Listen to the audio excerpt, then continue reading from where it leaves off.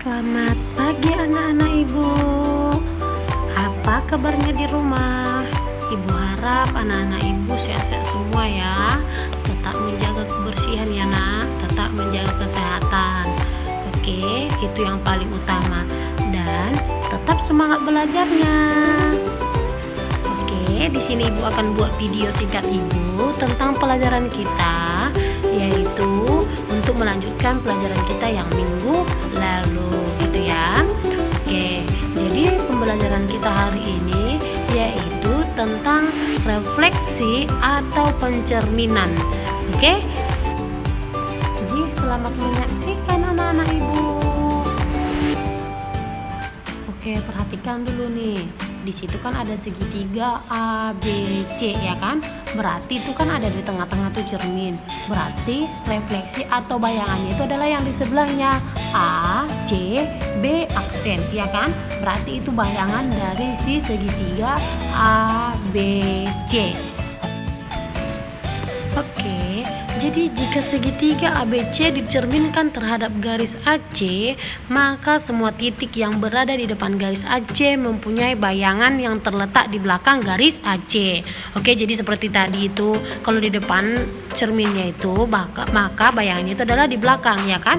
Jadi semua titik berada tepat pada garis AC akan tetap letaknya gitu ya. Jadi kalau titik-titik itu, itulah yang dikatakan dengan titik invarian. Jadi refleksi atau pencerminan terhadap garis itu terbagi atas tiga ya nak. Terbagi atas tiga bagian. Yang pertama itu bayangan suatu titik, yang kedua adalah bayangan suatu garis, dan yang ketiga itu adalah bayangan suatu bangun. Oke, jadi kita akan jelaskan satu-satu ya, yang mana suatu titik, yang mana dikatakan suatu garis, dan yang mana yang dikatakan dengan suatu bangun, bayangan suatu bangun gitu. Pertama itu adalah refleksi atau pencerminan terhadap titik ya nak ya. Yang namanya titik berarti titik gitu ya. Jadi titiknya itu contohnya dari P ya kan. Berarti bayangan dari P ini yaitu adalah P aksen gitu ya. Perhatikan itu tengah-tengahnya yaitu yang digarisi, yang dibatasi dengan garis AB gitu ya. Jadi bayangan dari si P yaitu adalah P aksen. Itu yang namanya titik gitu ya. Jadi dari gambar itu dapat kita tarik sifat-sifat yang terdapat pada refleksi itu. Berarti yang pertama, jarak titik asal P terhadap cermin AB sama dengan jarak bayangan P aksen terhadap cermin gitu ya. Jadi P, jarak dari si P ke tengah itu sama dengan jarak dari si P sama bayangan P gitu ya. Jadi karena garis yang menghubungkan titik asal dan bayangannya yaitu P sama P aksen tegak, berarti dia menjadi tegak lurus terhadap cermin atau garis AB. Oke, yang kedua itu adalah bayangan suatu garis. Nah, di situ kan ada garis A sama B ya kan. Terus di paling tengah atau cerminnya itu adalah KL ya kan.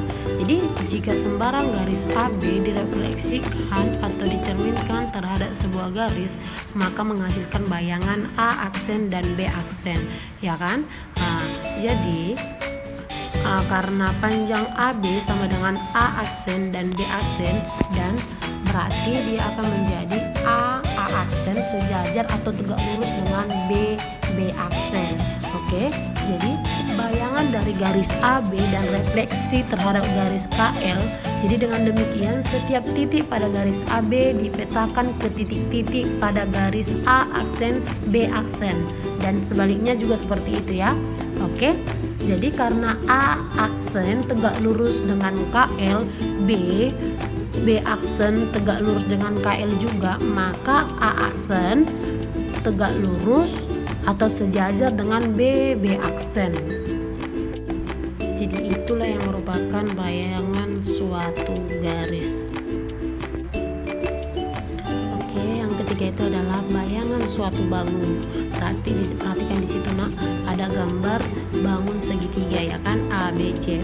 Jadi untuk menentukan bayangan dari segitiga ABC, bayangan dari titik A, B, dan C itu berarti A aksen, B aksen, dan C aksen ya kan.